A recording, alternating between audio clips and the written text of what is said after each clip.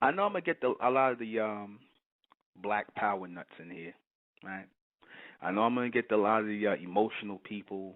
I know I'm gonna get a lot of the the black Power Rangers, the black fist pumpers in here tonight. But hell, it's Friday, so I'm prepared for it. You know, I'm listening to you. I'll listen to you guys call in and express your opinions on this topic.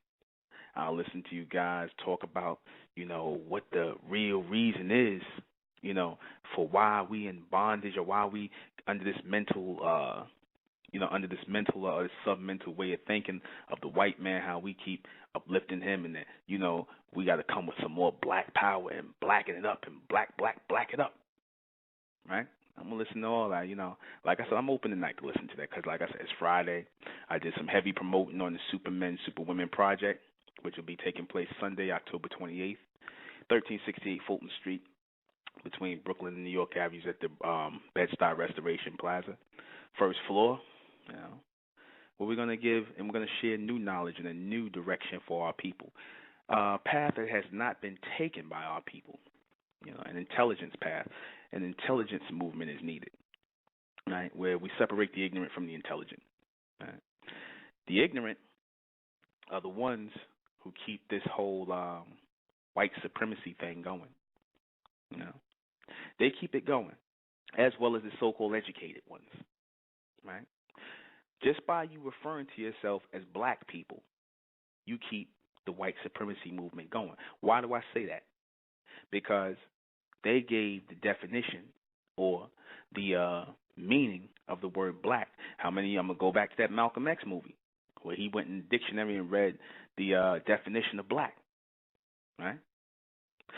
He read the definition of black, and you then allowed yourself, or you allowed him to refer to you as black. He read all these negative connotations about the word black that he gave it, and you allowed him to call you black. You allowed the white man to refer to you as black people. Right? It was a time where so-called black people didn't like to be referred to as black people. They would say, I'm not black. And truth be told, as I said, none of our people are black. We're brown people. But because you are forever locked, or the ignorant ones of our people are forever locked in this struggle, in this rotation of racism back and forth with the white man about who's black and he's white, and supremacy, the struggle back and forth, and and black power, and he comes with white power. Since you're going to keep doing that,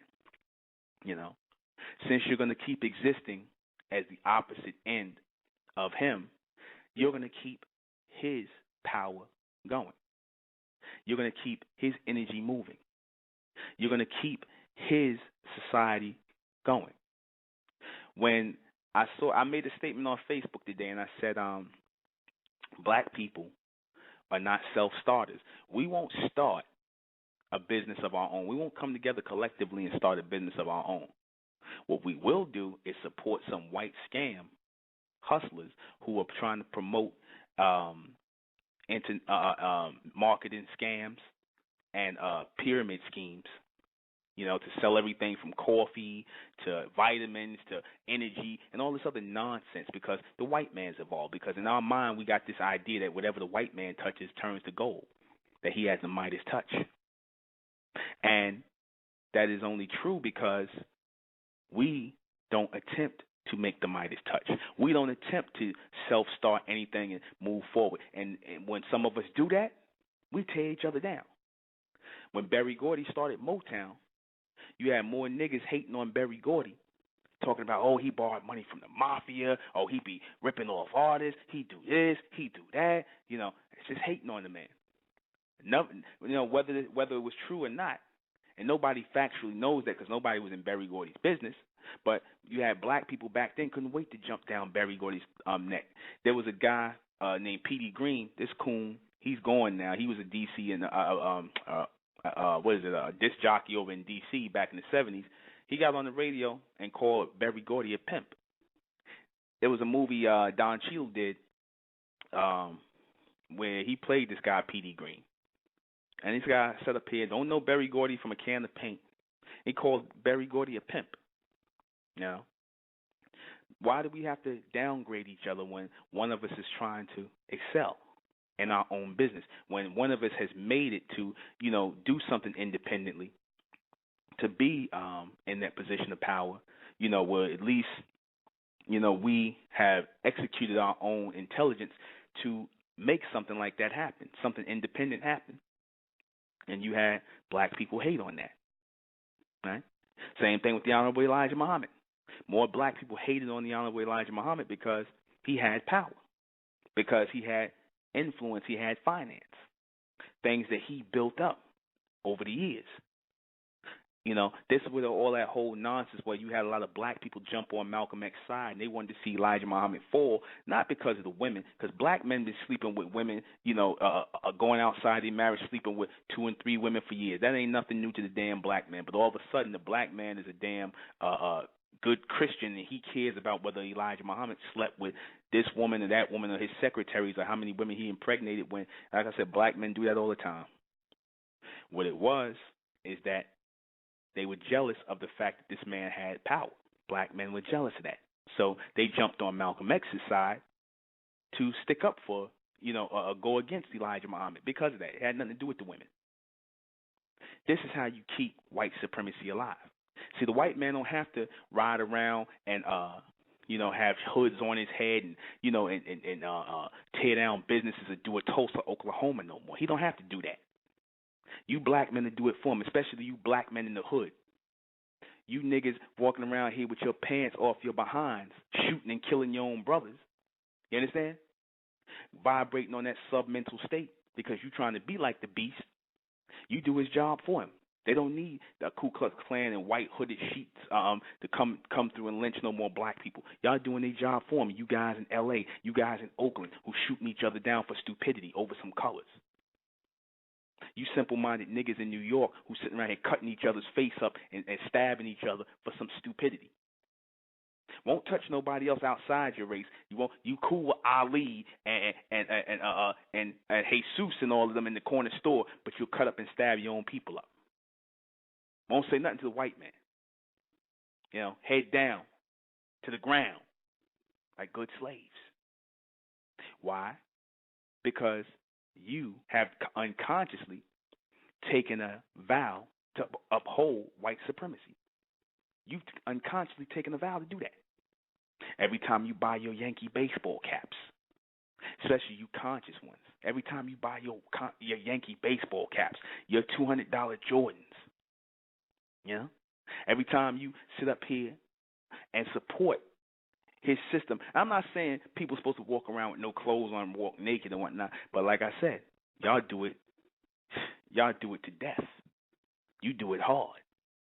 You want the spinning rims. You want the $80,000-$90,000 car. You desire to be rappers and things like that. And you sell yourself and sell your people to secure his so-called riches.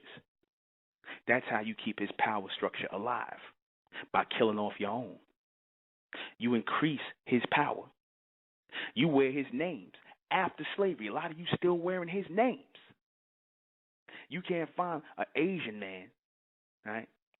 You can't find an Asian man wearing, and go to China or Japan, you can't find an Asian man, even though they'll adopt Western culture. You can't find none of them wearing a white man's name. You might find 1 or 2 of them who are a bunch of Sambo Asians and Sambo Japanese who do that, but you're not going to find them wearing no Western names, right?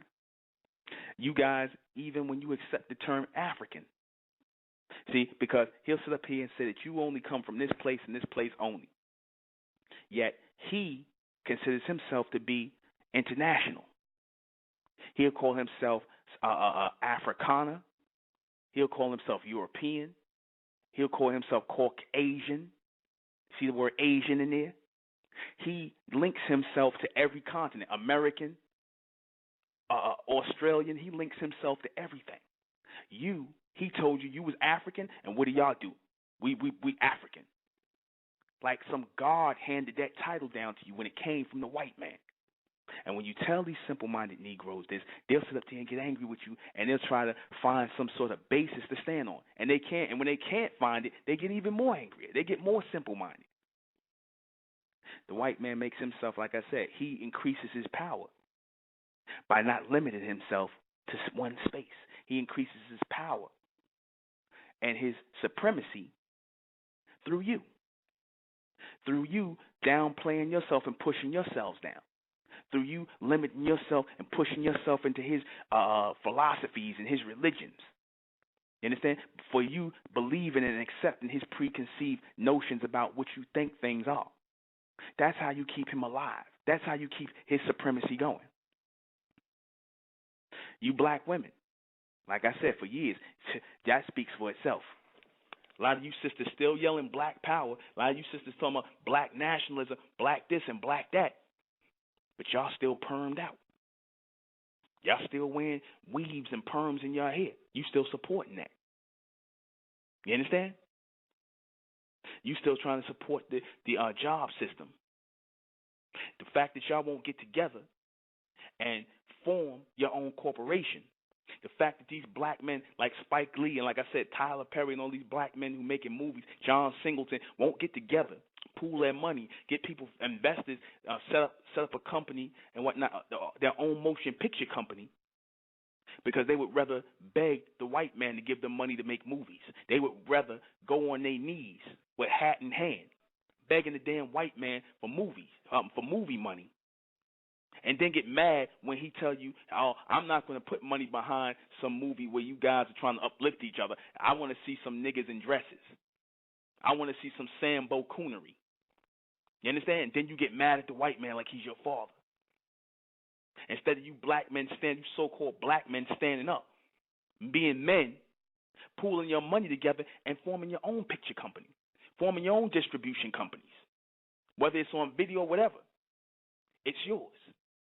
That's one thing I'll say about the Africans over there in Ethiopia, not Ethiopia, but in Nigeria. They make their own movies. Never watched any of them, but they have their own motion picture industry over there. I think it's called Nollywood. You know, the East Indians got Bollywood, and the white man got Hollywood. What you black men in America got? Except a bunch of pride, a bunch of ego, walking around, like I said in the last broadcast, proud about nothing. Proud about nothing. You niggas walk around with your chest stuck out where you got educated by the white man, you know, and he told you that you impotent now because you got you a degree or 2 degrees or 3 degrees when, like I said, I don't care if you niggas standing on the corner selling drugs. I don't care if y'all in the college and y'all in the university getting your degree, your doctorate, your medical, whatever you getting. All you niggas are doing in America is paying bills and waiting to die. That's all you black men and black women are doing. I don't care how fine you think you are, how fat your behind is, how cute you think you got it going on, how all the niggas is chasing after you. You're not doing nothing but paying bills and waiting to die. That's all you doing in America. That's it. That's your existence. You're not even living. He's living. He's growing. He's becoming more supreme because you people refuse to stand up. Because you still want to support his madness. You want to still keep this thing going that you call life, which is not a life. Like I said, you just existing. Black people are just existing. The white man and the rest of the human race, they living. You understand? They thinking forward. They moving into the future. They constantly thinking. The black man and black woman, they ain't thinking. Y'all moving off of instinct, like animals. Y'all done degraded yourself to animals. Like I said, you get up, you eat, you sleep, you screw, you go back and go to sleep. And somewhere in between there, maybe you go to a club or whatever else you do. But that's all you doing in this society. That's all you're really doing. You go to the church, you go to your job, you go to all these places to get programmed, to get your dose of white supremacy. And you suck it up, put blackface on it, then regurgitate it right back out. But it's still white supremacy. I don't care even if you put blackface on it, it's still white supremacy. I don't care how much you sit up here and talk about what you're going to do in this society and what you owe. When you black men go to the white man talking about treaties and sovereignty and all this nonsense, you are increasing his white supremacy because nothing makes a person in power, a so-called power, or someone in authority feel more prouder, more bigger, and makes him feel more powerful than to see people on their knees going and asking him for things. I'm sick of y'all sitting up here talking about we're going to go and go to the court system and we don't know our rights as our sovereign citizens. Are you serious? Did you not look at, you talk about history 1 minute, then you turn around and talk about what you going to ask? Did you not see this man's history? Did you not see this man's history, how he got all of this stuff? You understand that? Did you see what he did to get everything? Did it seem like a man who obeys treaties? Did it seem like a man who obeys statutes and treaties and all of this nonsense you talking about and sovereign rights? Are you serious? But that's what happens when your mindset is all bent on or set up on begging people for things. When you beg people for things, you give them power over you. You increase their supremacy over you because you're not man enough to stand up for yourself and take it. You're not man enough for yourself to get up and get your people together and come together and make things happen for yourself. You got to go with hat in hand or talk about walking around with gun in hand demanding something from somebody. And you don't have to do that. You'll sit up there and talk about picking up guns and sticking it in the white man's face and demanding rights and all this nonsense rather than getting up and taking yourself and going through this mental evolution and just stop doing the things you're doing. Cut loose the things you've been doing that have not been working for you.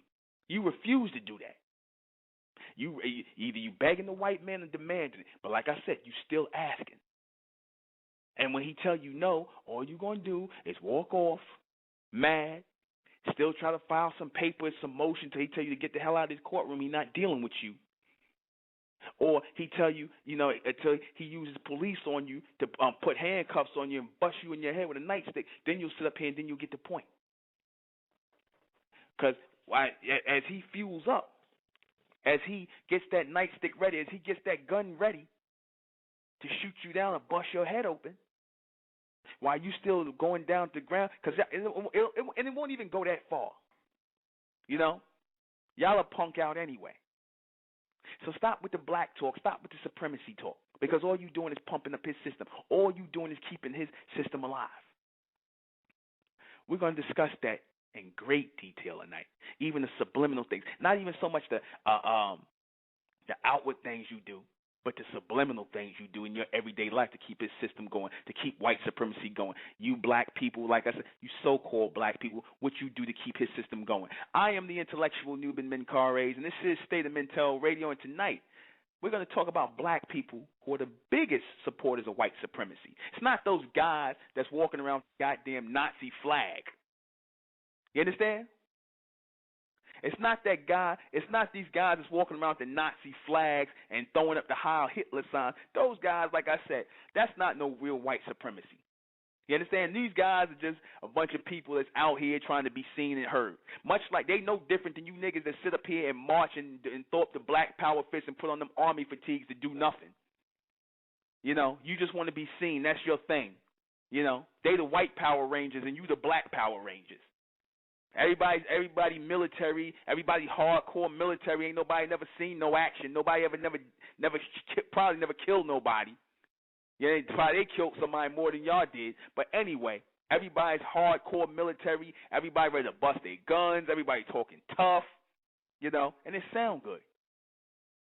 But what you're doing when you do that, what you're showing when you're doing that, is that these people, you gave these people the authority over you, that you would have to demand, ask, beg for something from them. When no matter what you take, ask for, or get, or hand it out to you, it's still not going to solve your problem. It's still not going to solve your problem. No matter what you beg from them, no matter what little crumbs they throw off their table from some little treaty, they go, oh, okay, niggas, you can have some treaties, you can have a little bit of land over here. Okay, you guys, we'll entertain this, we'll let you guys go ahead. It's still not going to solve the problem, and y'all don't get this. Y'all still think, oh, if we got some land and we could raise our flag on it, and what this brother talking about, he's talking crazy. We just need our land and our flag and all this other stuff. If that was the solution, y'all could have had that a long time ago. Y'all could have had that a long time ago. But truth be told, you really don't want it. You really don't. See, because that means responsibility. And the black man does not want responsibility. The black man does not want to govern anything. He just wants some crumbs. He just really wants some crumbs off the table like a roach. Because the black man has a roach mentality now, and the black woman has one just as well. You happy with a few crumbs off the table. You understand that? You just happy with a few crumbs off the table. You don't want your country. You don't want your own country. You don't want your own laws. You don't want to do any of that. You don't want that. See, because that means responsibility. That means that you're going to really have to stand up and be masters of your own destiny, where you can't turn around and ask the white man for help no more. You can't turn around and blame him no more if things don't go right. It's all on you. You can't do that no more. You got to take responsibility for that. You understand? You got to take responsibility. And that'll scare the hell out all you black Power Rangers. It'll scare the hell out of all you black militant talkers. It'll scare the hell out of all you righteous teachers and all this other nonsense. You niggas don't want that because half y'all don't even want to take care of your kids. And half y'all don't even want to build schools for your children. You understand? You full of crap. You understand? You don't even want to take care of your own children. So how the hell you going to sit up here and talk about, the white man this and white supremacy? What are you doing to become supreme people? Are you taking responsibility? No, you want to sit up here and talk about the white man every 5 minutes. I had an experience today where I went into a store, right? And this old black man was in there, and I went into the store to put some of our cards down. Me and a brother went in there just to put some of our cards down to promote the Supermen, Superwomen project on Sunday, and this old Negro going to ask me, well, what am I trying to put down in there?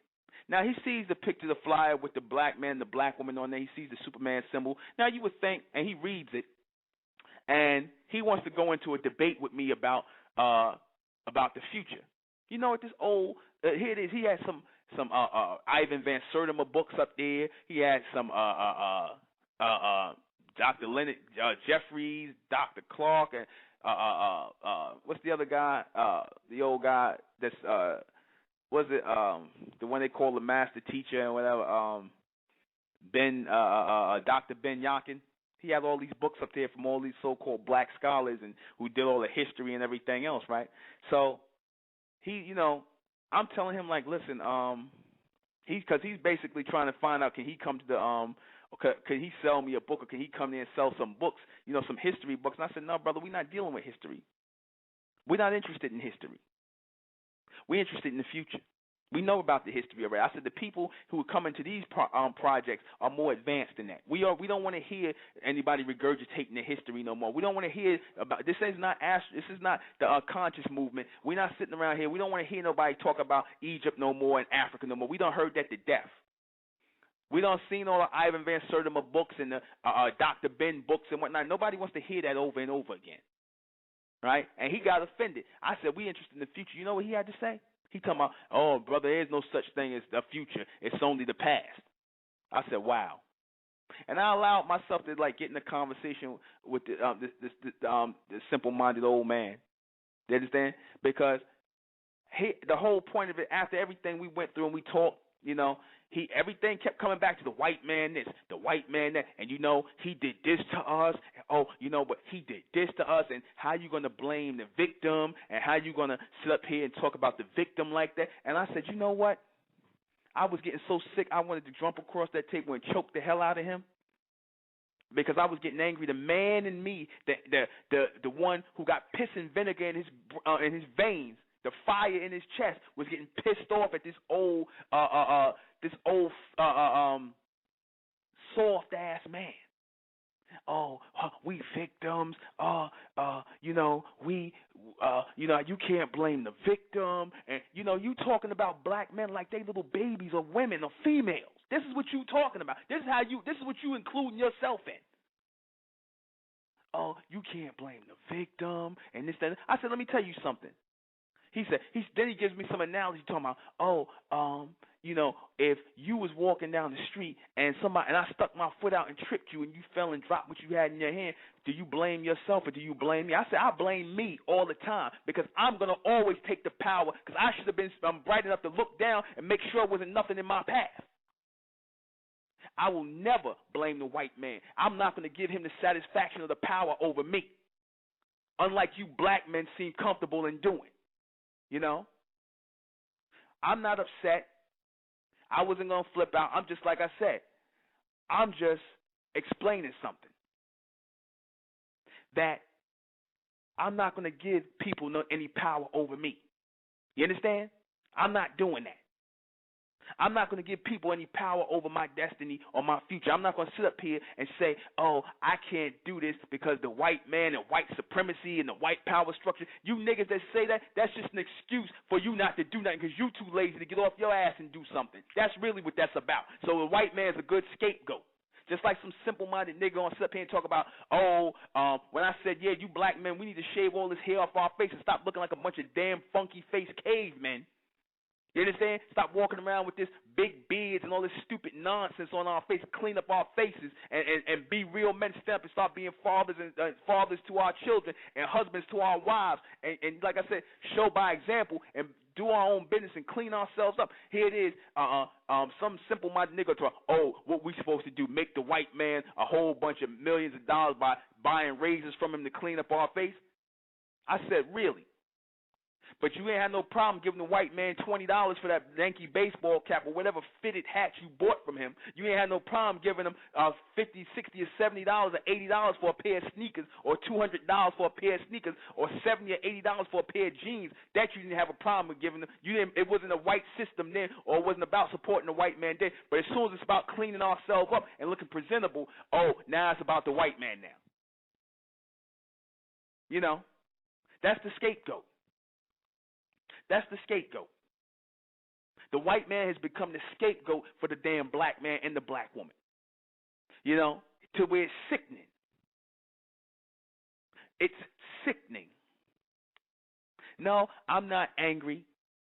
I'm not emotional. I'm not, I'm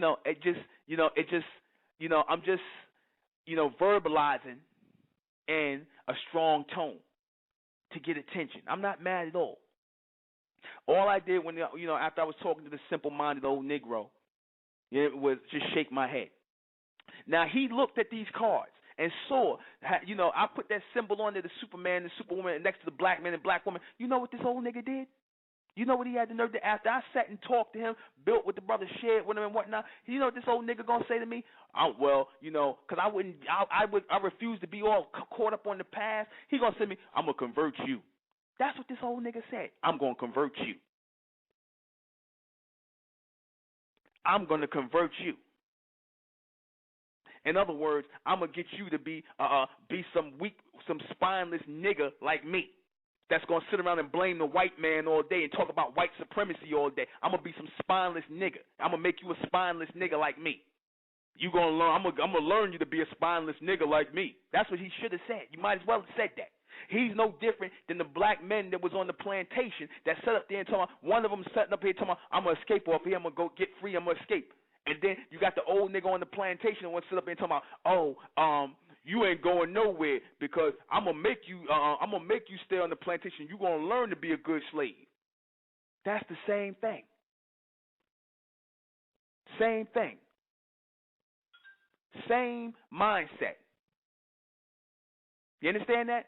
Because I'm not sitting around here telling about how the white supremacy done beat me down as a so-called black man and whatnot, because I'm trying to find a way out of this thing, because I'm trying to take my people out of this thing to break this circle. This old nigga standing in the way like he going to be the gatekeeper to keep the circle closed, to keep us rotating in this, we just going to always be slaves, and we going to be talking about black power, and we going to be talking about a dream that ain't going to be realized, and we going to keep being victims. I'm tired of you. I'm tired of these niggas in the conscious community and this movement that's talking this nonsense. We need new light coming in. And of course, he hit me with the classic line. I was waiting for this. Oh, it ain't nothing new under the sun. I said, yeah, I know it ain't nothing new under the sun, but there's something new coming from beyond it. You damn right. And his name is Nuben Menkarayzz. And He was stuck. He was stuck. I couldn't listen to him anymore. And then he takes the flyers, right? The flyers, I get asked him to put on his table, and he puts them in a rubber band. I don't know what he was going to do with them, you know? Probably toss them to the side because it ain't relevant to history. No, we're worried about the future. We're not interested in history. We're worried about the future. That's all we care about. There's nothing that could be done about the history, but you seem content to keep this white supremacy thing going. You seem content to keep this over our heads. You seem content to tell us what we can't do and why we can't do this and what the problem is, because you're the one that's creating obstacles to keep him standing up over us. You building the steps. You in your history talks and everything, like I said, here it is, we talking two men to men about our problem, and you sitting up here telling me about what happened with us and, you know, the past and this, that, and the third. I don't want to hear it. See, the problem is, but a lot of our people, y'all can't imagine a world without white people, but they can damn sure imagine a world without you. They damn sure can. Look at their movies. Look at the TV shows. You understand? They can imagine a world without you. But you can't imagine the world without him. He couldn't have a conversation without me. He couldn't have a conversation with me without having to bring the damn white man up. He couldn't have a decent conversation. He had two men sharing and sharing some intelligence, an older man to a younger man sharing intelligence. Here come the white man in. Here, you got to bring him into it. Just had to bring him into it because he's on your mind. Like that old Willie Nelson song, you were always on my mind. That's how a lot of you niggas are with the white man. He's always on your mind. He's always in the back of your mind. You always emulating him. You always copying him. You always trying to be him, trying to act like him. You black women with these perms in your hair and these blowouts, you trying to be his woman. So don't give me this crap about, oh, white supremacy this and white supremacy. You keep white supremacy going. Every time you get the perm, the heat, the hot comb in your damn head, the creamy crack in your head, you keep white supremacy going. You understand that? Every time you black men are not being actionary in the society for your own evolution, you keep white supremacy going. Anytime you black men stand on the corner smoking weed all day with your pants hanging off your behind, talking about a bunch of nigga nonsense about the football game or talking about who going to trade who and this is our team and our team going to win and our team going to trade this. And here it is, this white man who really owns the team, the one who really owns the team, he's sitting up here making a mint off of you niggas buying jerseys and baseball caps and memorabilia and all this nonsense. No, but, you know, white supremacy, no, you ain't got no control over that. You ain't got no control over that. No. See, this is out of your control. This is out of your league. You understand? It's not, you know, it's the white man's fault that y'all shooting each other down. It's the white man's fault that y'all, you know, that y'all selling drugs in your neighborhood. Because the old man going to say to me, well, you know, who put the drugs in our neighborhood? Oh, but did he make you sell them? Did he make you sell them? No, but who put the drugs in the kid? Did he make you sell them? Did he make you sell them? Did he stick a needle in your arm? Did he stick a crack pipe in your woman's mouth? Or did she choose to do that? You understand? What are you, children? See, because this would make sense with children. And children are not going to naturally pick up any crack or any do any of these things. You telling me that you got the mind? What you basically telling me is you got the mind of children. You understand? That's basically what you telling me. That black people got the mind, including himself. You got the mind of a child. The same thing that they advocate or they always say about black people in this white supremacy movement, that black people have the minds of children, that you're not able to be responsible for yourself. This is what they teach. You're not able to be responsible for yourself. This was the argument about slavery and keeping slavery going back in the day, was that black people are simple-minded. They're not able to make decisions for themselves. They're not able to be responsible for themselves. Then they're like children. And then here come this old nigga talking about, oh, well, you know, who put the drugs in the community? Who did this in our community? Who put the drugs and the bad food in our community? Oh, you had to smoke the crack? You had to shoot the dope? Y'all couldn't have built a supermarket in your own neighborhood? No, right? No. Y'all had to use his stuff. Right? No, he made you not take care of your children. Right? He made you shoot your brother down over something stupid like a color. Right? He made you do that. Or is it that you, like I said, it's not that, and then the old man comes, because like I said, he got to be somewhat of the focal point tonight. He goes, oh, you know, what did he say? He said, you know, he manipulated our way of thinking. The white man is really intelligent. He's really intelligent. He's really smart. I said, no, it's not that he's so smart. It's just that y'all been so dumb. Y'all been so weak and stupid. I'm going to just say it like it is. We victims. We didn't know no better. The black man never came across no type of people like this who was this vicious. What the hell you niggas talking about? You niggas was fighting each other in Africa. What are you talking about? Tribal warfare. Y'all was fighting each other in Africa. So don't give me this crap about, oh, y'all was just so trusting and y'all was just so good and y'all was just so righteous and whatnot. I can't tell. I can't tell. You black men, like I said, when you don't take care of your children, when you beat on your woman, when you do all this stuff you do, you understand? When you molesting children, you acting like the beast. Don't sit up here and tell me, oh, that's not our fault. The white man made us do it. That is the weakest, sorriest excuse for a man. Because you black men want to talk about you gods. You can't even sit up here and call yourself a god. You can't even be men. How the hell you going to talk about you a god and you can't even stand up and be men? But then they'll say, oh, well, brother, you being hard on us. Who is this? And then when you come hard and you come strong like this, these simple-minded niggas will say, oh, well, who is he to be like this with us? Instead of you just swallowing the pill and just knowing, hey, you know what? That brother's right. We ain't been standing up and we ain't been being men. We haven't been taking control of our communities and things like that. The same way the Jews take control of the men, the Jewish men take control of their communities. They're not going to have no madness going on in their community. You understand that? But then you'll call them the devil. Seem like you niggas acting like the devil. If there's any such thing as a devil, you niggas are acting like it. You understand? You allowing all this madness to go on in your so-called community. You allowing shootings and stabbings and fightings and all kind of madness and beating on the women and stuff like that. Don't give me this garbage. You know? But like I said, you keep the supremacy going. You prove them right all the time. Like Heavy D said, they call us animals. I don't agree with them. I'll prove them wrong, but right is what you're proving them. And that song, Self-Destruction, that old school joint from back in the 80s, Self-Destruction. You're headed for self-destruction. You understand? You keep it going.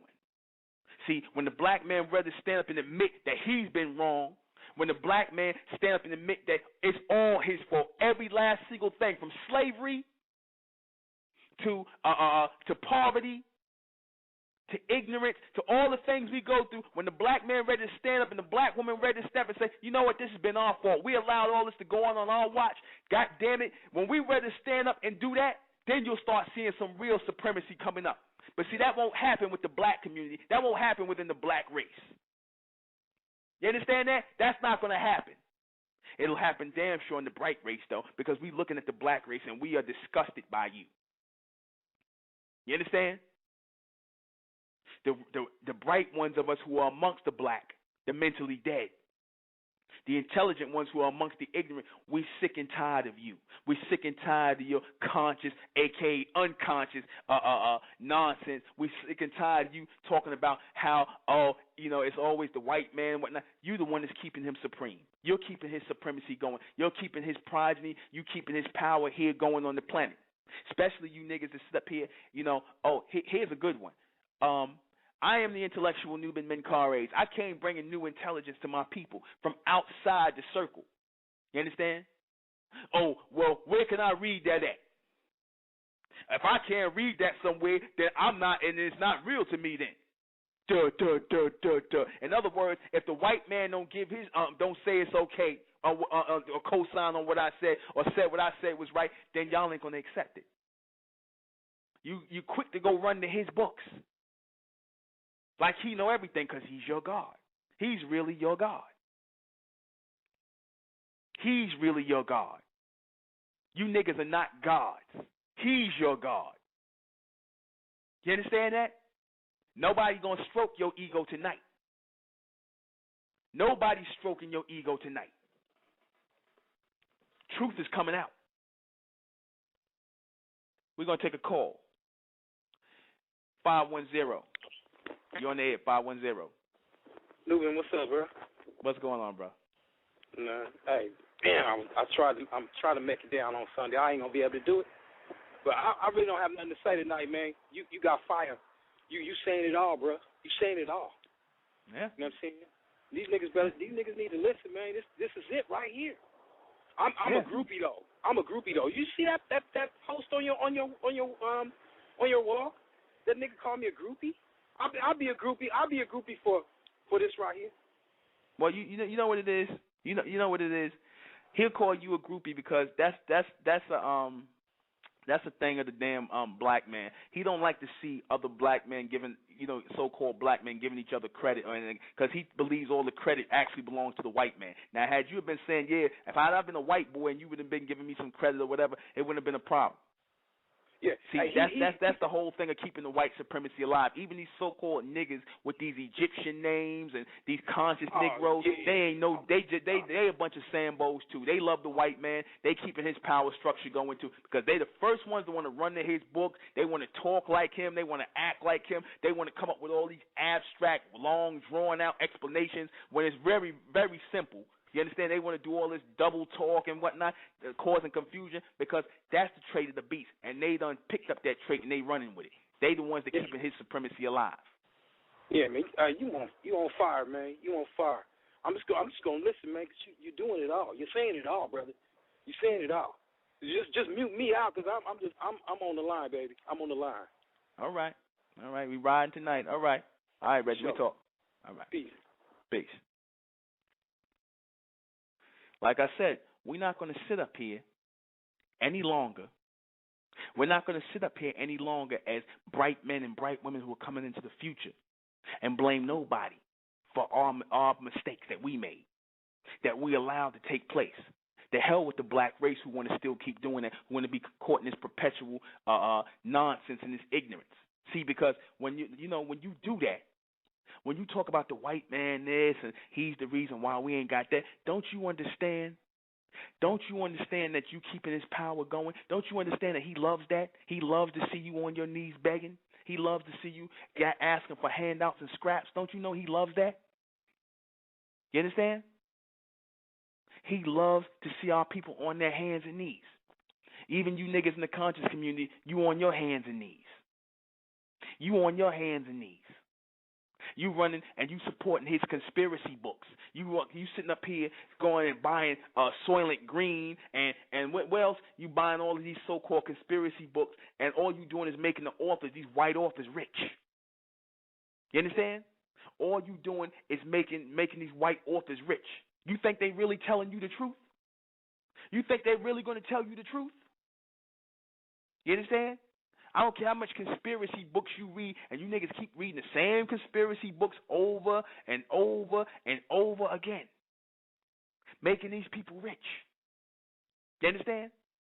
Making your what's the guy's name that you niggas love so much, especially you conscious groupies and you conspiracy nuts. What's the guy, David Icke, and all these guys? You making them rich by buying their books, by supporting their CDs, talking about the Illuminati and 666. That's white power right there. You helping contribute to white power. Because what is he telling you? And like I said, whether it's true or not, whether these people exist or not, it don't matter. What the hell you going to do about it anyway? Oh, well, that's good to know, brother. I mean, it's always good to know some information, brother. It's always good to have some information, shin. Yeah. It's just good to know. Just something to fill your niggas' heads up with.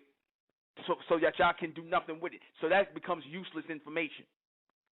Because you're not going to do nothing with it anyway. You're still going to smoke your weed. You're still going to go and play the PlayStation. You're still going to go buy your Yankee baseball caps. And you're still going to go to the conscience meeting like you've been doing. You understand that? You're still going to be doing the same things you've been doing. Like as if that makes a difference if you know about the Illuminati or Soylent Green or the stuff. You're going to still go to the nigger mart and buy the same garbage food. You're still going to support their structure. You're still not going to get up and do nothing for yourself. So I don't want to hear you talking about the conspiracy and things like that. That we had to kick a guy out of the room for that. He got mad because we were looking for a solution to the problem. They want to keep talking about the problem because they get off on that. Because they want to be in perpetual, they want to be in this perpetual love affair, hate-love relationship with the damn white man. They want to be in this perpetual hate and love thing with him. He's the devil, you God. You know what I'm saying? He, the beast, the devil. And like I said, the only reason I refer, and I talk about the white man, I said that, but I don't hate the white man. I don't hate him any more than I hate the black man. I could care less about neither one.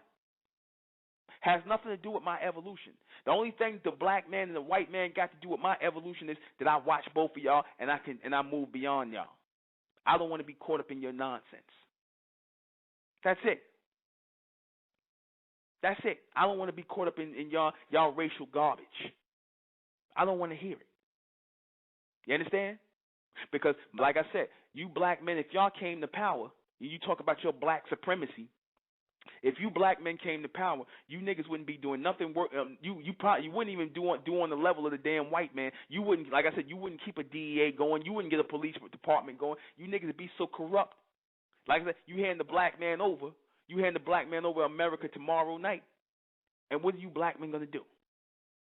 You'll be begging for the white man to take back control. I guarantee you within 24 hours, if you was put in a position where you had to rule and be in charge and you had to, by law, by gunpoint, by anything, okay, if the white man came and all the nations came and they put a gun to the black man's head, all the black men who wanted power, and they said, okay, you got to be the president, you got to be the drug enforcement, you got to be over the DEA, you got to be over all the police departments, you got to be over all these things, and you cannot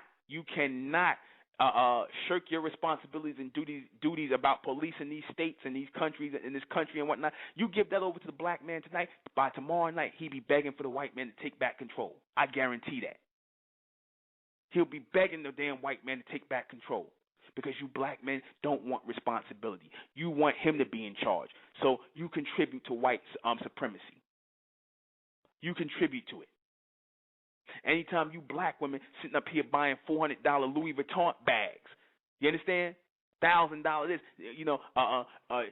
I got Versace this, Louis this. You black women refuse to make your own. Like I said, you refuse to support your own designers or support black women who making clothes and whatnot. Or why don't you black women, much as you brag about being the biggest consumers. And you niggas are actually proud of that, being the biggest consumers in this country, a.k.a. giving your money to the white man for spinning rims and $80,000, $90,000 cars that you can't afford and $400 bags. Since you like to brag so much about how much of big consumers you are, y'all ain't going to take that money and be like, you know what? One of you sisters take that money and be like, I'm going to start a fashion company and whatnot, and I'm going to make beautiful skirts and dresses and things and for my sisters, and I'm going to do that, and I'm going to become a millionaire, and I'm going to put on my own fashion shows, and it's going to be bigger than Fashion Week in New York. Y'all ain't going to do that. You'd rather support the white man. You understand? That's how y'all are, especially you conscious ones. You'd rather support the white man, you know. Or you'll sit up here and come with an African theme or some nonsense where only a few people are going to buy it. You're not going to make something where it's going to be accessible to everybody. You understand? You don't think on that level. You think in a small community. That's not the white man. The white man thinks internationally. That's why he'll have white people wearing his clothes, black people, Asian, everybody, East Indian, everybody will wear his clothes. He makes clothes for everybody to wear.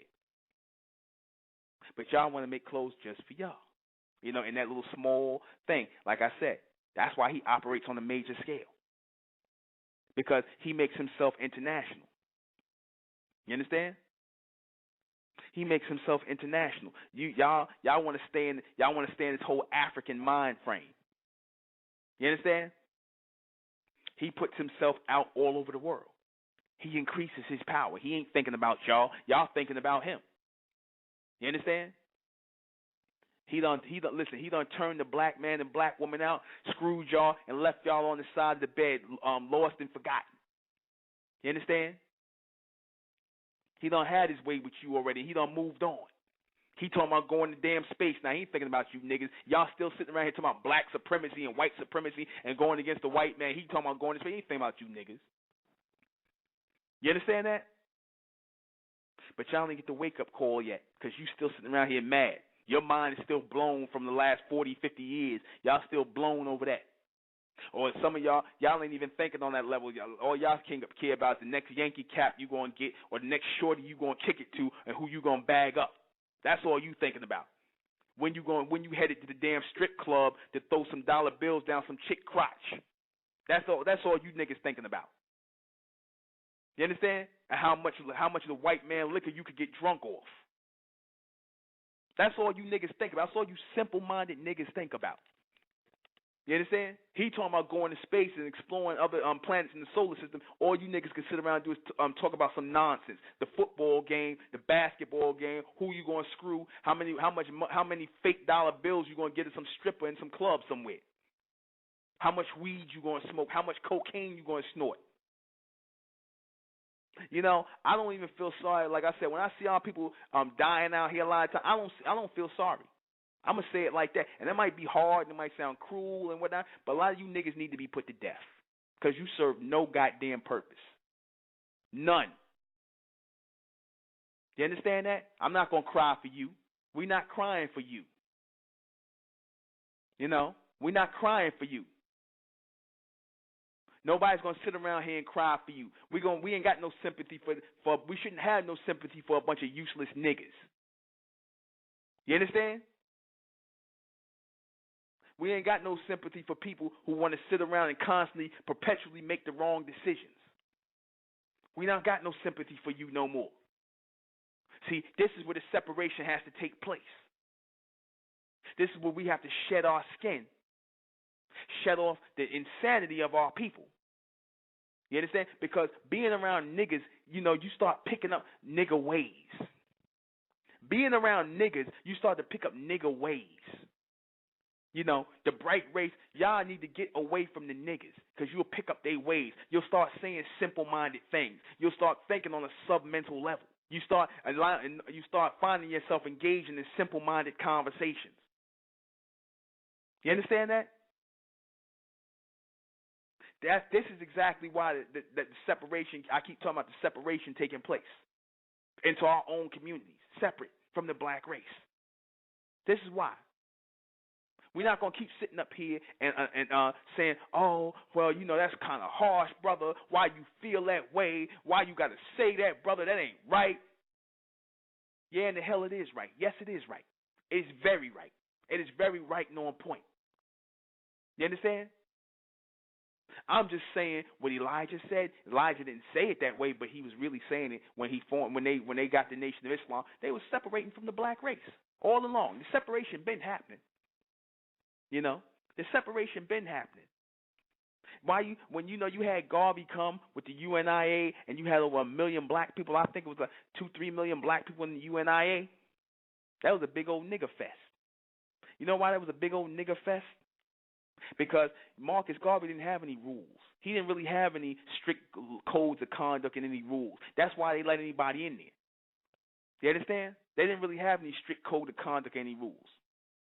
So Elijah Muhammad was wise enough, and his boy Fard, they was wise enough to see, you know, you have to create an organization or a movement with rules.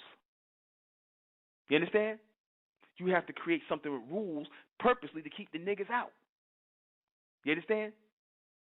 The people who are going to sit up here and cry about, oh, well, we can't do this because the white man this and the white man that and the white man this and the white man that. You had all these people whispering in Garvey's ear. See, but when you put codes of conduct in place, rules to live by, and things like that, and ways to govern yourself, you're going to get the strongest people mentally that are going to live by it. And the ones who are weak, they're not going to live by it. They're going to stay out of your way. They're not going to join it. They're not going to be a part of it. You understand? So then the number cuts down. That's called nigger control. You understand? You know, when you start putting in rules and order and structure and things like that, when you start putting that stuff in there, then you keep all the worst people out. You keep the niggas out, the people who want to come and bring chaos, who want to bring in white supremacy. Because you niggas, y'all sneak white supremacy in with y'all every minute. Even in the conscious community, they sneak white supremacy in the door. Minute you start having a conversation with these guys, one of the things to say, oh well, even you so-called black militant cats. Oh yeah, we're gonna get together. Here's a conversation I had with a black militant cat. Oh yeah, we're gonna get together and we're gonna do our thing and we're gonna come together collectively. Oh well, you know, if that happened, brother, you know the white man ain't gonna like that. So what we gonna have to do when the white man come? Why'd you put the white man in that? Well, I'm saying, brother, that's a reality that the white man ain't going to like what's going to happen. Why did you bring him into anything? That's white supremacy. That's white supremacy at its finest. You understand? That's you niggas bringing in the white man. Wherever we talking about the evolution of our people, you take the white man out of the equation with the majority of our people, they wouldn't know what to do, especially you so-called black supremacists or you black militants, you black this and you black that, or you take the white man out, not giving our people any handouts or any hand-ups or whatever you looking for from the white man. Like I said, our people wouldn't even know how to think or survive. And that's sad. It's sad but true. You understand that? It's sad, but true.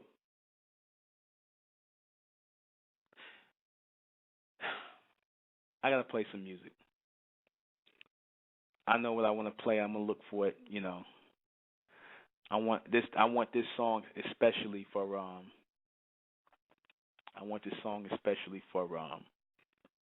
you know, the people that love to keep keep this thing alive. Let me look for my song. See, because this is ridiculous. We're not gonna keep going back and forth. We're not gonna keep this thing alive of the white man this and the white man that, and like I said, every time you come out of your face with this is what we're gonna get. I don't know what this number 11111 call is, but I'm gonna go ahead and take it. I kind of suspect it'll be foolishness, but I'm gonna take it anyway. I'll take a shot. 1111. You're on air. Greetings. I don't know if it's me or not. Is it? I'm sorry. Say again now. I said greetings. Okay, so obviously the 1111 was me. Okay, My name is sorry. Energy Divine Balance, and I agree with you 100%. However, like you said, if we take that whole white man out of the equation, what will we do? It's time that we have to start looking within self, analyzing self, realizing who and what we are so we can rise up. And I really do feel that we're coming upon that in our evolution anyway. Not everybody's meant to know these things that you speak of today, brother. And I'm going to be honest with you. I just tuned in within the last 2 minutes. So I didn't catch the whole blog because I was off doing research elsewhere. Mm-hmm. And I hope you can hear me without me breaking up and stuff like that. You're coming in very clear, sister. I hear you really go. I hear you. Great, mm-hmm. Wonderful. Because I don't like wasting energy. That is one of my most precious resources here in this realm. And that's another thing. We got to understand that we're in a dimension in which it's not a physical thing that we need to focus on.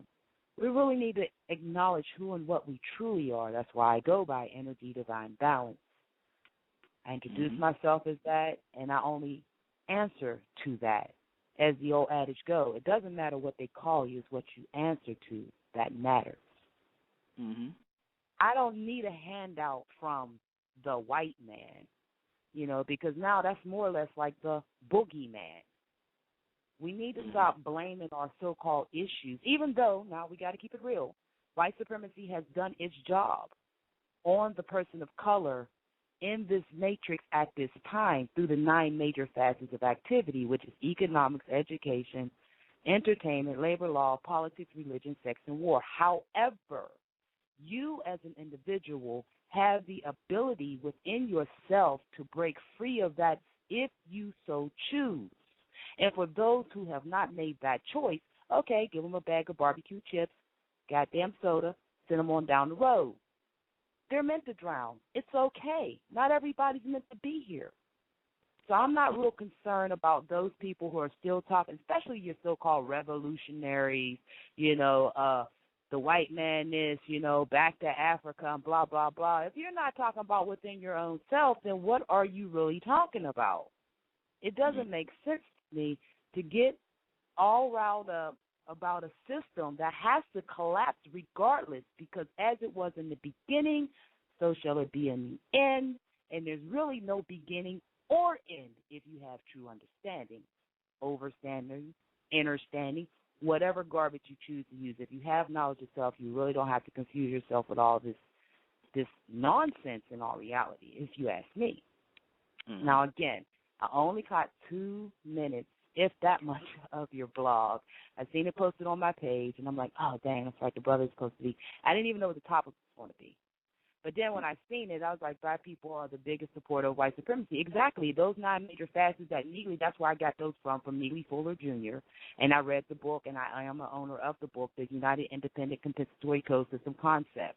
And it is something that we all support because that is the system at this time. But we must realize that we have the opportunity to generate currency. Since stop calling it money, we don't need to worry about currency in order to maintain ourselves here in this environment, because we all came here with a gift, skill, and talent that is supposed to help us sustain ourselves and our offspring while we're here. But we choose to, I got to get a job. I got to punch a clock. I got to have this. I got to have that, because we were taught that. And it's a trickle-down effect. Moms and dads, they taught us this. But I have to call the ladies to the floor on this one, though, in all reality, because it's in your womb that we are formed. And it's the thoughts that we keep while we're forming the beings in us or ushering in the new ancestors. And that's why things have gotten so out of control, because we have forgotten who we are. We are the great mothers. We are the cosmic womb. We are the source of life. So we need to make sure that we are conscious in every step that we take, from the 9 thoughts that we have, from the foods that we take in, to the sounds that we take in, from be it the radio. I hope we're not still doing the TV thing, but, from television and things of that nature, the conversations or the company you keep. Hope we're being very mindful of how we're taking these things in, especially when we are carrying children or carrying the future, basically. So women, we got to pay attention to what we're doing, because we're the first one to run them down to the Reverend T.C. Chicken Wings Church and get them believing into this blue-eyed, blonde hair thing outside of themselves, instead of making sure that they have and continue to keep knowledge of self once they come into this matrix, because we're here to learn, not forget, but learn. And a lot of our situation is because we have forgotten, and that's why we support so-called white supremacy. If we stop giving, or if we stop acting like we don't remember who we are, then it can't have supremacy. It only exists because we give it that power. Well, let me say something, sister. Let me say something, sister. You know what it is? It's remembering and who we were, and who we are. It's the people who are not crafting out a future. Because this is the argument I got in with an older gentleman today, when he talked about the past and who we are and the ancestors and things like that. I said people are resting too much on the laurels of the past and what people did in the past, the Egyptians, the Africans, and all that. Mm-hmm. We're in another day, and we're supposed to be laying out our future, and we're supposed to be showing these children by example what the future holds and what we're doing as today. They don't care about the past. They don't care about that. They care about the present. Well, no. They don't care about it because we don't make it prevalent. We do not acknowledge our ancestors because, first and foremost, if you don't recognize that you are an ancestor, then, of course, you're not going to make sure that you keep ancestry alive within your own home. Now, me personally, I educate my children at home. I'd be damned if I send them into a system that's hell-bent on destroying them. That don't make no sense. But when I leave up out of here, and yes, I still go out here on the plantation and pick my cotton because I have 3 offspring that I have to support, but I do have the gift, skills, and talents, and that's what I was doing my research on. It's time for me to break away from the plantation. I have to. There's too many gift, skills, and talents that I have to support myself and my offspring. There's no way that I ought to continue to stay on the plantation knowing what I know, who and what I am. So, yes, I educate my children at home. We eat live food because we are live bodies. So therefore, our medicine is our food. But not all of our youth are getting that, and because it's the female who choose. I don't care if the father's in the home or the daddy's in the home, blah, blah, blah, whatever, whatever. I need a good man. I need a good man. Who's raising them? Who's raising them?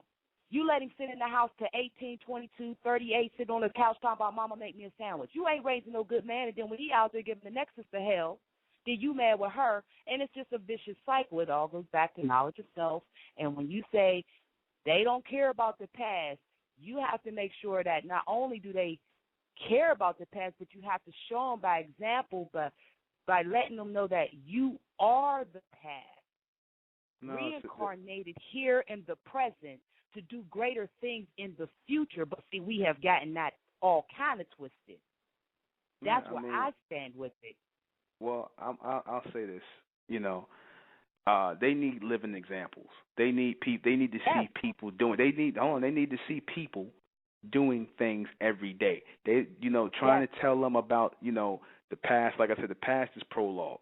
And when we advocate in the state of mental is making the future prevalent in ourselves by doing things every day collectively and building an intelligence community, an intelligence collectively and selectively. Yes, we don't want everybody with us. We don't want the black race with us. We don't want everybody in the black race with us. We doing things collectively and selectively, and we are trying to show by example to give them something to look at for when young brothers come, young sisters come, and whatnot, who are looking for something, a way out of this circle or outside of the box to come together and have something. But if people are talking and they like, well, where's the example? Like I always give the example of the Nation of Islam back in the days under the Honorable Elijah Muhammad. Though a lot of people didn't agree with his program, whether it was Islam or whatever he was using, it worked because it had a lot of younger people. It gave them an alternative to join the nation and be a part of something, clean themselves up, and people tried to knock that down. But, it was the only thing. It was a good thing that helped in the evolution of our people. So, nobody else was offering anything but talk. This man was offering action. So. Yeah, and one of the things that I recently learned about the Honorable Elijah Muhammad, and although I do not practice any world religion, however, I do stand on Ma'at myself because, one, I'm a Libra, so it's just natural that I would preach Ma'at and utilize Ma'at as my foundation within my own domicile or on my own sacred space, which is home. So I rear the seeds up on truth, balance, and order. We recite the 42 principles daily, and we also let it be known what we have done in that day. We're not going to lie to ourselves. However, one of the things that I liked, and I just recently learned about the Honorable Elijah Muhammad, was the fact that the horticulture or the agriculture aspect of the movement that in which he had implemented. See, I had just recently learned that, and I was floored. I'm like, yeah, that's what I'm talking about. We need to learn how to grow food again, till the land. We need to learn how to mend our own clothes or make our own clothes, which is one of the things that, well, actually, these are two things. Well, actually, all three things I do, and build our own shelters. Now, I am, first of all, as I said, I am a single mother of 3 offspring, a 15-year-old male, a 6-year-old female, and a 3-year-old male. I recently finished a horticulture and agriculture program. I do hair. I make clothes for children, women, and men, home decor, original artwork, and accessories. I work on cars. I am a carpenter. And these are trades that I've taken up over the years, and I'm 39 years old now. I am a plumber. I was once licensed in HVAC until they made it, you had to get relicensed to utilize Freon, and that was done in 93. So I didn't get certified, but I can go in there and still figure out what's going on with the heater or the AC unit if necessary. I know how to do roofing. I do know how to lay brick. I do know how to do concrete finishing. So I took upon myself, which I'm grateful that I had the ability and the sense of mind to start learning how to actually sustain myself in this matrix without white folks telling me, oh, well, you need an education of this, that, and the other thing. I dropped out in the 6th grade. Most people don't realize, and they usually won't believe that.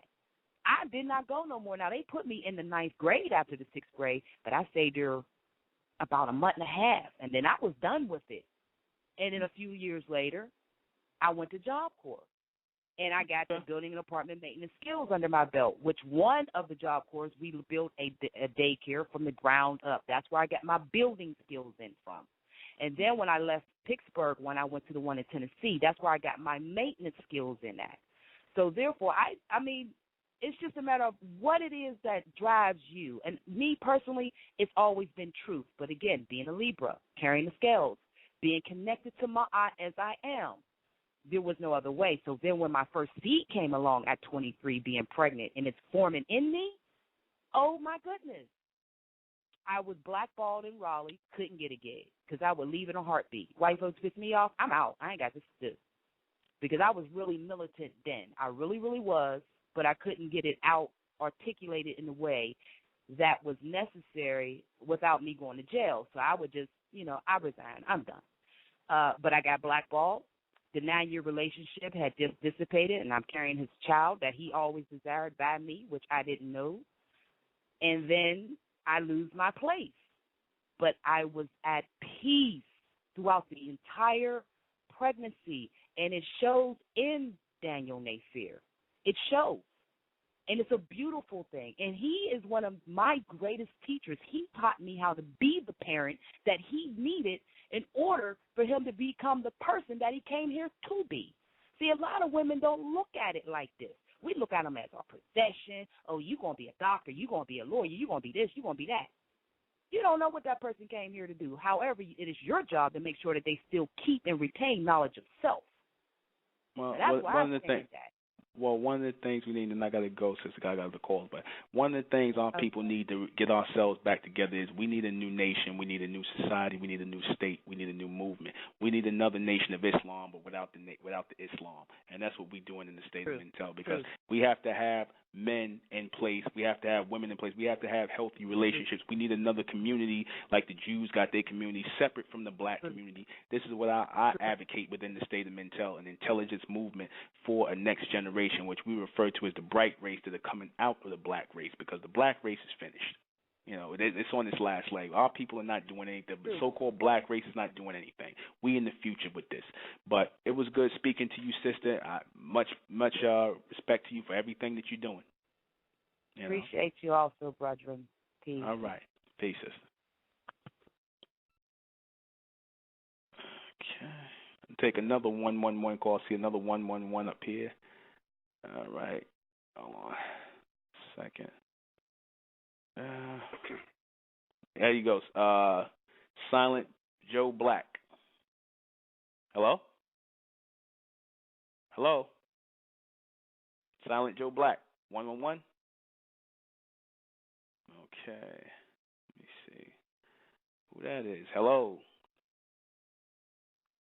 Hello? Hey, how's it going? Hey. Hello? Silent Joe Black? Yeah, this is Silent Joe Black. How's it? How you doing? Doing well. Now, let me go ahead and ask you, how do you expect to accomplish all those things, forming your own country within a country that's already been developed? Well, first of all, I didn't say anything about forming a country. No, I didn't say that. I talked about a group of people coming together collectively and moving forward collectively and getting ourselves from up under this mindset that people are in control of what we do, or people are in control of how we think. Because the problem with our people is mental. It has nothing to do with society or racism. It's all a mental problem with us. Okay. And the system that you would want to change, is it not true that a good portion of people are utterly dependent on that? Well, we don't have anything to do with those people. We don't have anything to do with those people. That's for the black race. We're not interested in the black race, nor are we interested in the white race. Okay.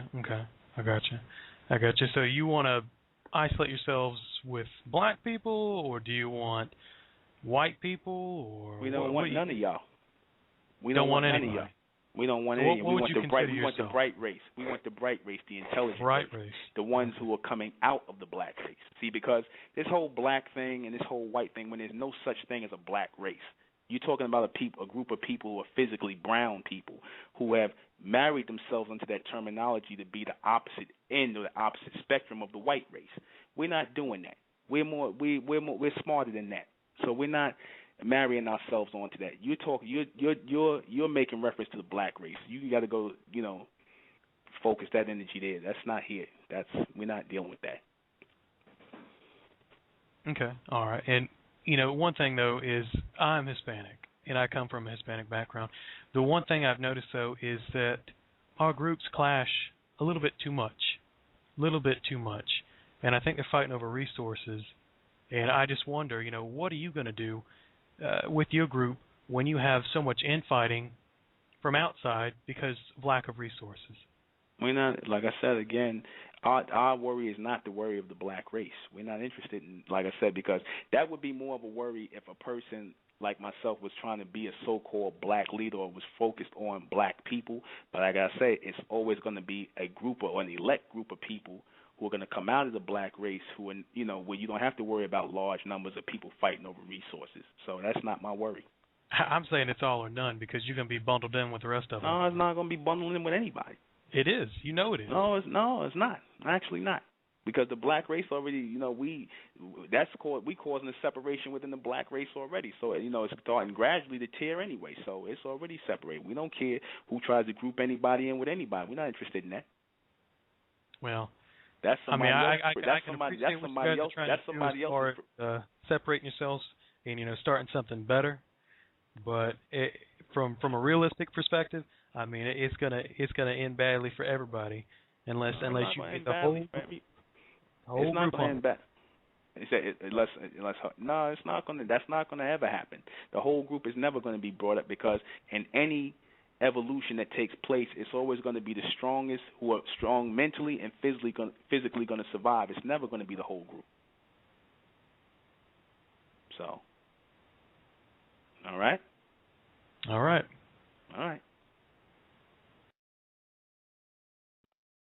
Okay, one more call in. Hello? Hey, Newman, this is Rich. Hey, how you doing? That was interesting, man. Yeah. That was interesting. I hope he understood. I don't think he did, but I hope you guys stop it, please. I hope he understood what you were saying, but I don't think he did. No, he didn't, because he obviously thinks our concerns are that of the black race. Our concerns are not of the black race.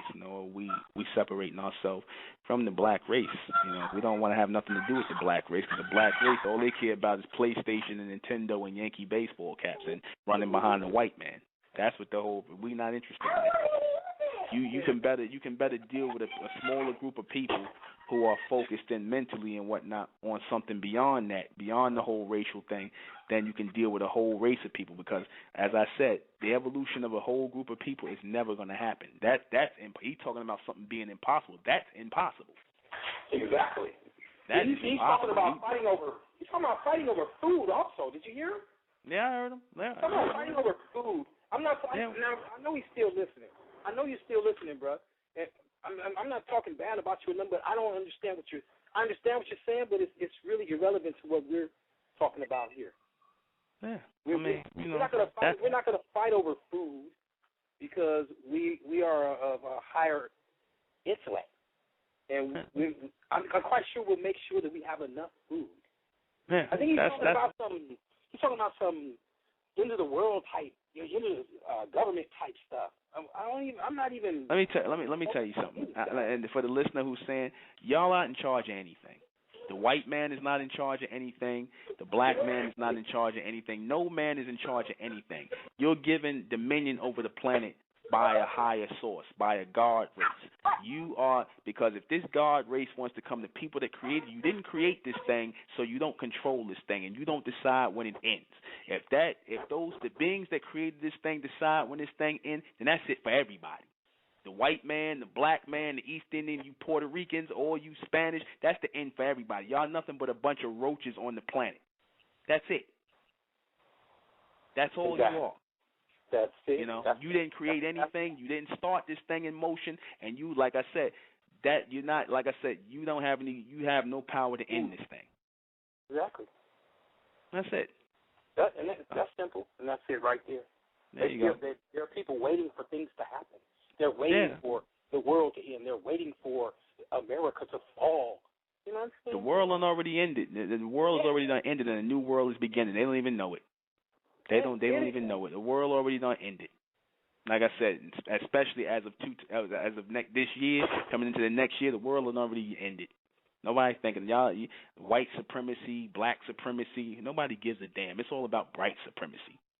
It's all about bright supremacy. It's about the ones who in tune, huh?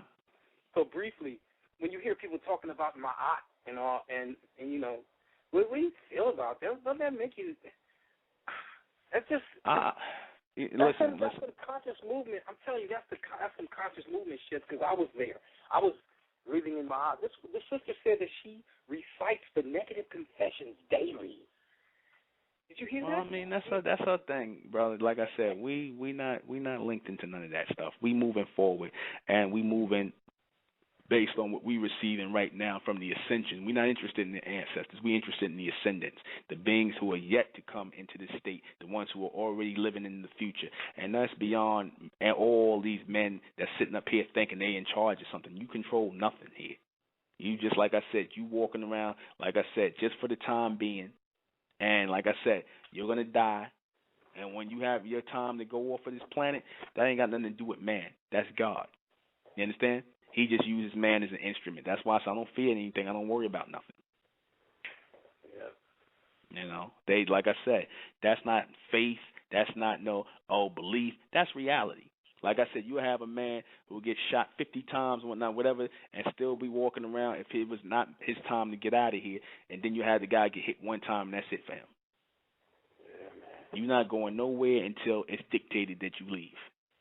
Yeah, that analogy you just used when you used the first time, that shit touched me, man. That shit's real.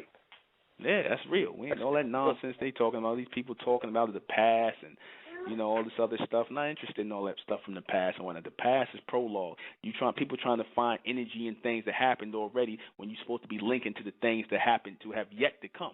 That's what you're supposed to. That's where your power source is in the future, not the past.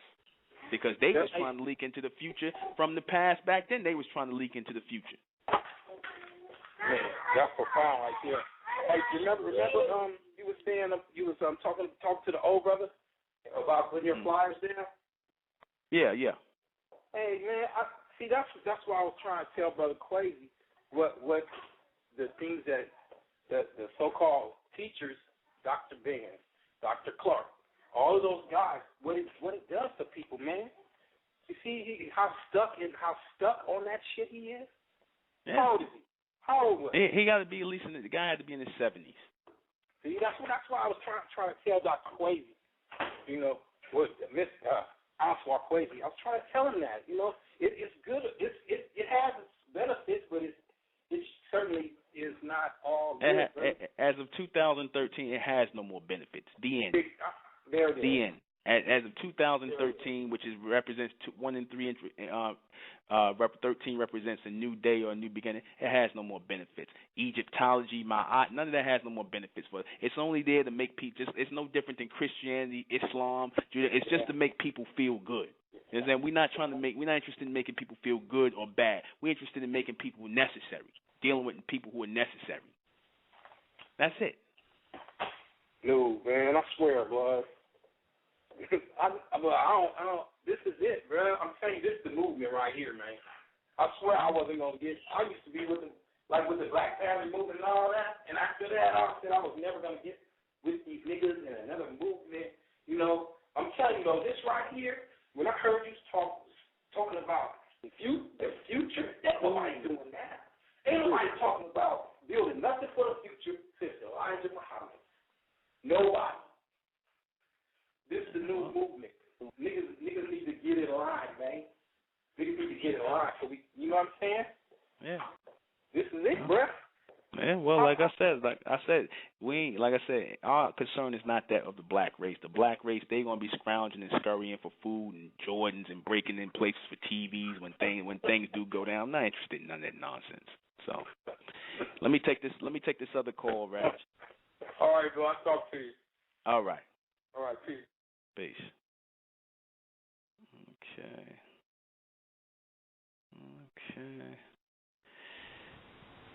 Poverty Supreme. What's going on, my brother? We spoke last week. Still, I would like to to join what you lot are doing, but you know, I like the subject today, as usual. You know, and I mean, you're right all the way. I mean, that's our problem. You know, we complain about this, the devil, all the time. Sorry for using that term, because I know I've heard I've heard probably all your blogs anyway, all your radio shows, but you know, I don't hear them all the time live. So, you know, but I've still got that bit of a, you know, still, you know, need things to get out of my doctrine, my own doctrine. But you know what I mean, like, we buy into the crap. You understand? Black people, we buy into it, this shit, all the time. You see what I'm saying, my brother? All the people that we idolize, Nicki Minaj, Jay-Z, you know, they're wearing all these other people's labels, and they ain't wearing, they're not showing nothing, you know, like what we've done, you know. You got guys like Farrakhan, he says we got to do for ourselves, but he shops and buys from white people every day.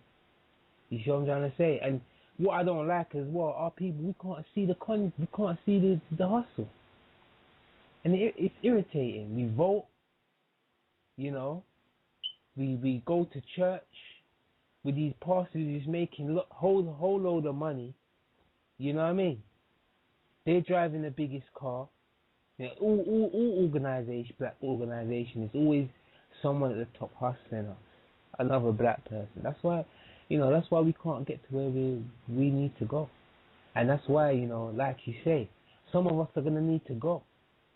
You see what I'm trying to say? Yeah. And, you know, I to the point, if it's me, it's me. But, you know, at the end of the day, you know, there has to be a purification. Has to go on, you know. And I when things do crumble finally, because I just think it's good. You know, I'm happy for that shit. But, you know, I don't want to be around a bunch of niggas.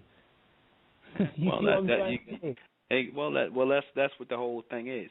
You know, like I said, like that guy who called in, you know, there's an evolution taking place, and the majority of our people are not going to be part of this evolution. They're not going to be part of it. You understand? That there's no more all this black this and black that and black power rangers and all this other nonsense. Look, we done. We done with this. Enough of this madness. Enough of this Ma'at business. Enough of this Egyptology talk. Enough of this black revolution, black, red, and green crap. Enough of this Yankee baseball cap niggas. We tired of these blunt smokers and these Jesus Christ peace wearers. To hell with them, because they the damn problem, and we need to separate from these people if we want to survive. The intelligent ones of our people, the ones, like I said, this has to happen. This is the total answer to our problem. We're not going to sit up here and have people sitting on. But I said we need a new society, a new movement, a new nation, a new community. Like I said, same way the nation was, but without the Islam. We need that. If the black man is not willing to straighten, so-called black man is not ready to evolve into the bright man and away from the black race, and the bright woman is not ready to come out from amongst the black woman, then we're not going to make it as a people. That's the whole. This is the only way out for us. Yeah. The hell with everybody else, because nobody cares about us. The hell with the white man, the black man, everybody. So now I said, if it sounds crazy, they say, oh, well, what is this guy who's saying this? Is he a black guy? He's saying the hell with black people and white people and everybody. Yeah, I said the hell with all of y'all because, like I said, y'all keep this thing going in rotation. Y'all all working hand in hand. Yep. And, you know, we give the devil more strength. Every day we shop there, we complain. That's giving them energy. We buy and shop from them. That's giving them their power. You know, we say to ourselves, oh, you know, we complain every day about the jobs that we go to and stuff. And I'm past complaining, you know, brother. That's one thing. I don't complain anymore because it is what it is. At the end of the day, I can't bother to sit down and complain because niggas don't want to do shit. They don't want to make no businesses. They don't want to do their own shit. And I'm telling my brothers out here, yeah, can we make a business? I said, yeah, we could do a pawnbroker. They said, but they ain't no sort of movement sort of thing. Listen, bro, fuck the rest of these people, yeah. We gotta capitalize on these motherfuckers and everyone, because if they don't want to come with us, then you know they can get extorted. They can, you know what I mean? They can. Well, Let me say this last thing about this white supremacy thing again. White supremacy is nothing but an excuse for the black man not to do nothing. That's you know what right, brother. That's all white supremacy is to the black man. It's just an excuse for him not to do nothing. That's all. All that other nonsense about white people doing this and white people doing that. Like I said, it's really not that deep. You know what I'm saying? What? The black man is okay with the way things are here. No, my brother. I agree with everything you're saying. I wouldn't let a white man tell me that.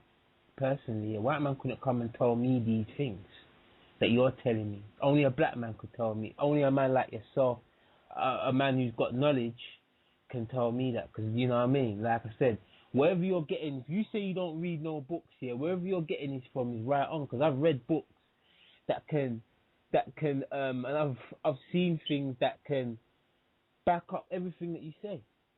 Mm-hmm.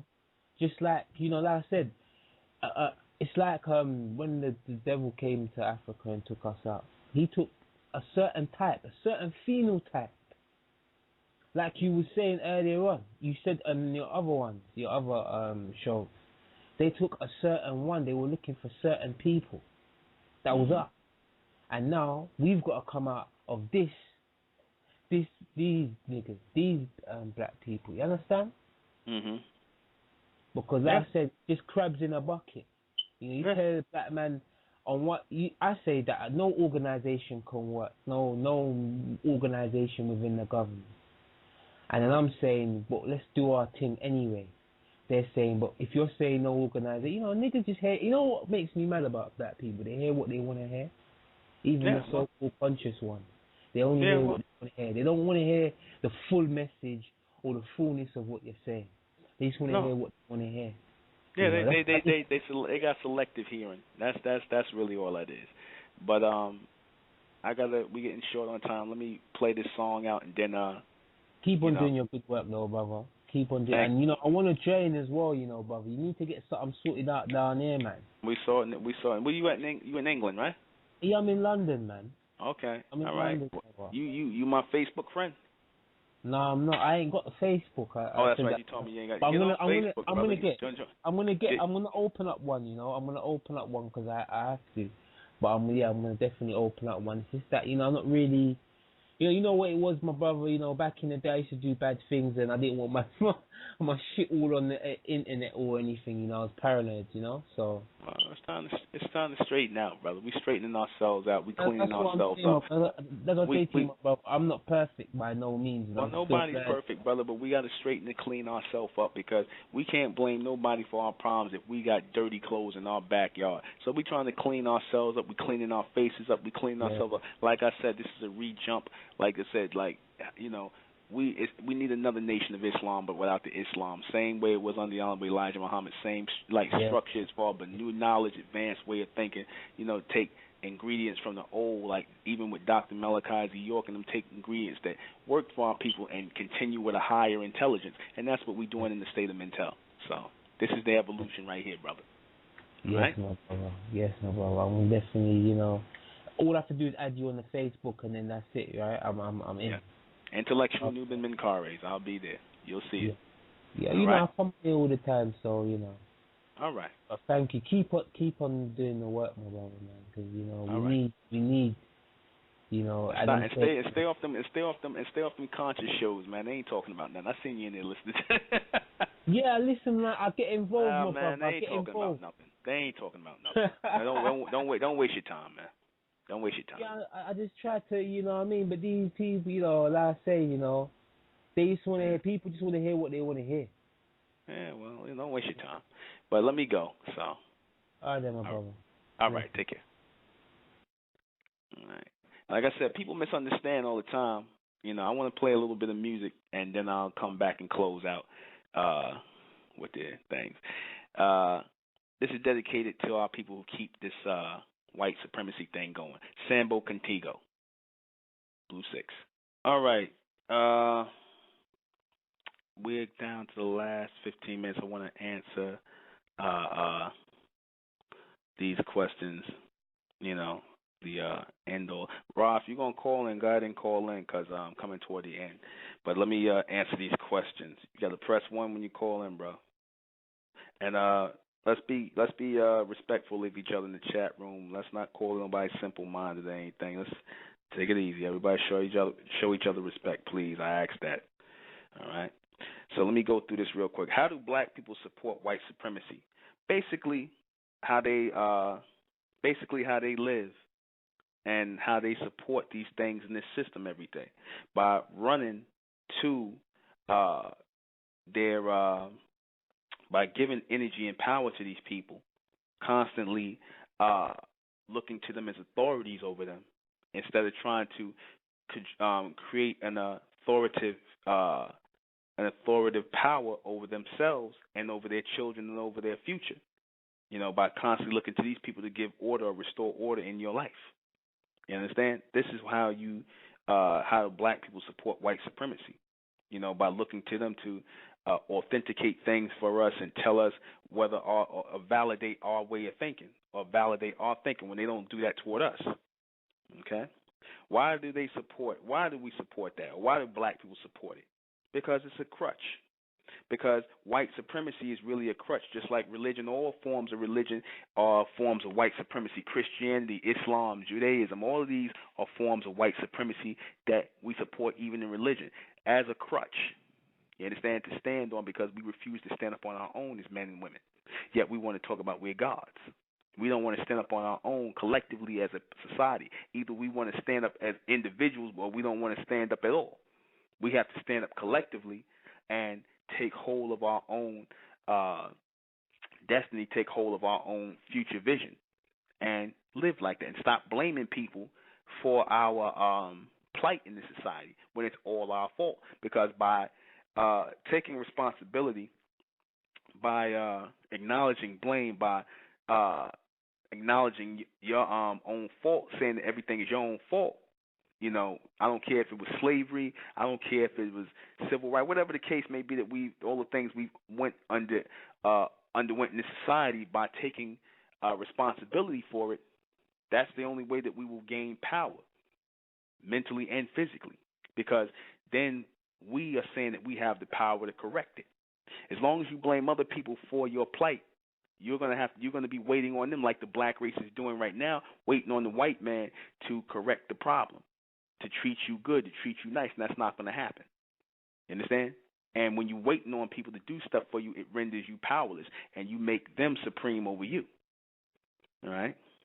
Are we aware that they support? Are black people aware that they support white supremacy? No, they're not. And some are. Some are and some aren't.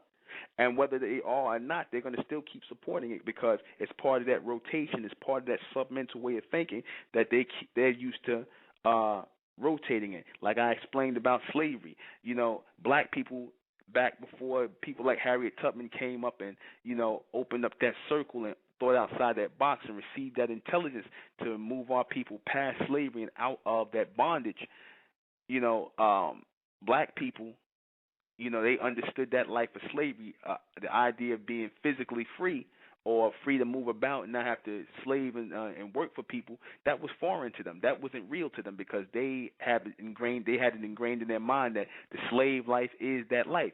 Even after the slaves were supposedly freed in 1865 from the 13th Amendment and Emancipation Proclamation, you still had black people that stayed on the plantation and still was living like slaves. They called it sharecropping, but they still was living the slave system even after that in the South. You had black people still living the slave system.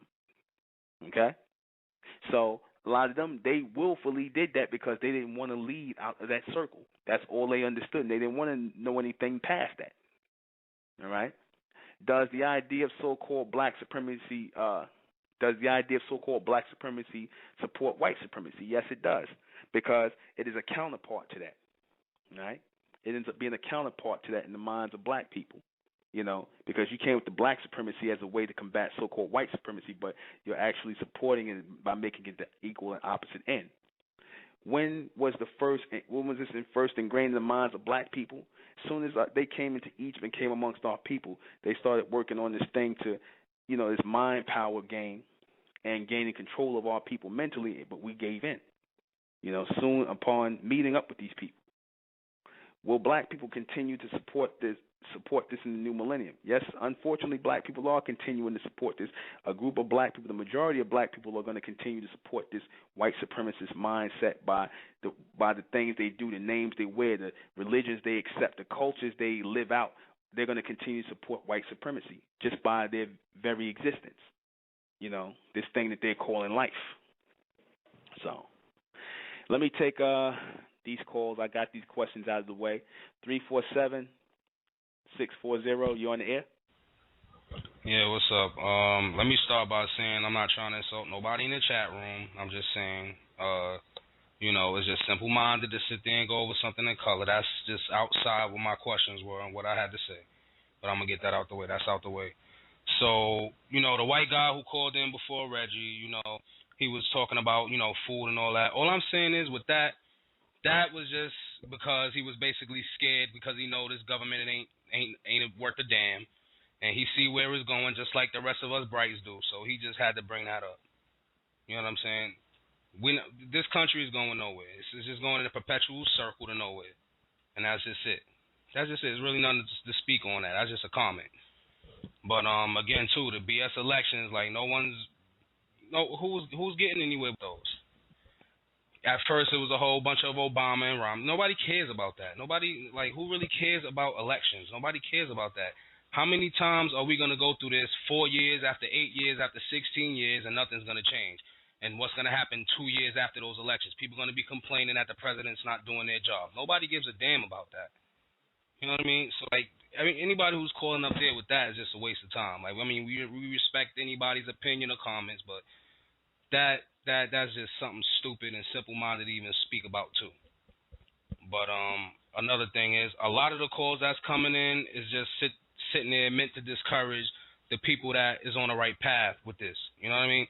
A lot of these calls coming in is meant to sit there and discourage the people who is for the election. They see we got a lot of people that's sitting here in the chat rooms and that's for it.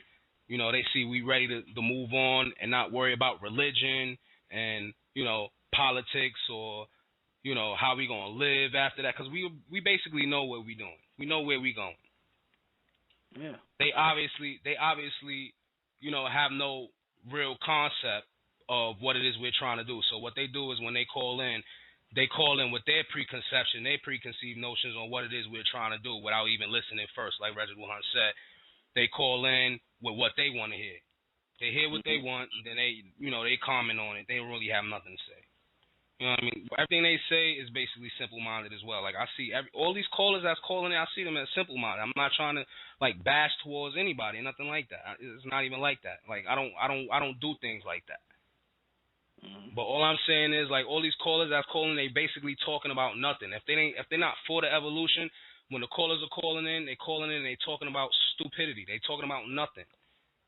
They're not talking about what they can do to help us in the state of mentality. They're not talking about how they're going to, push themselves forward or what it is they can bring to the table. And I was going to suggest that maybe you should make an interactive broadcast one day or one night or whatever to where, people who listen in or who call in, even the guests that's sitting there hiding in the chat room or whatnot, they should call in, and since they know so much, they should, have something to say about what they think is important. Because, like I said, I know it's probably going to be like a failed experiment, but since everybody got so much to say about it, and since everybody knows so much, maybe they need to do is call in with no BS, no arguing, and see what they can bring to the table or what they could do for their people or whatnot. Even if they're not black or whatever, so-called black, whatever. They need to, because it's like a bunch of people calling in and they just talking a bunch of bullshit. A bunch of bullshit. And I'm sick of hearing it. Every broadcast is like somebody's calling in with BS. And it's not that I'm focusing on the negativity or nothing like that. It's just that I would like to hear more callers call in, like Reginald or this person that just called in from London. This guy's way from London, England. You know what I mean? And he's calling in and he's sincere about what it is that's going on, what it is we're advocating, and what we're doing in the state of mentality. And it's like everybody else who calls in, they calling in with a bunch of BS. And I'm sick of hearing that. Mm-hmm. We're in 2012. We tired of hearing stuff of 1993 and '94 and about the World Trade Center. All these things. And if these people are not catching on to the fact by now, you're not going to move into the future because y'all still stuck into the past and the present. We need to move the hell on already. Like, this stuff is becoming sickening to my stomach already. I'm tired of hearing it. Well, like I said, I don't really, put much stock in a lot of stuff that people say. Like I said, if you can't help us, you can't help us in any kind of way. You're not interested, you're not part of us. Then don't worry about us. Don't worry about what we doing. People are gonna always have something to say, and that's, I'm learning to deflect. I'm gonna learn to deflect a lot of things because, when you don't have anything intelligent to say, when you really draw a blank when it comes to, the next step, people are going to just go and react off of impulse and say what they're used to saying. They're going to be like, they're going to be like, they're going to be reactionary. But that's what it is. So, all right. So we coming to the end. Right. Yeah. All right. Brother Ryan from Queens, New York. All right. We coming toward the end. I mean, I had a lot more to say, but I mean, we coming to the end. It's only 5 minutes left, so next broadcast. Whatever. Next broadcast. Yeah, make yourself known on these broadcasts, bro. All right. Yeah. Make yourself known more. All right. I'm not taking any more calls. We're about to close out. Join us on Sunday, October 28th for the Supermen, Superwomen Project. Starts at 3. It's going to be on the first floor at 1368 Fulton Street. You give a call in and whatnot at 718-510-3769. Okay. So let me see. I want to close out. Well, I want to close out with something I haven't heard in a while. All right. What do I want to close out with? Yeah, Star. Unbreakable. Good night. I am the intellectual Nuben Menkarayzz. Check us back Monday at 9 o'clock. Topic is going to be hot. I'm out of here. State of Mental Radio.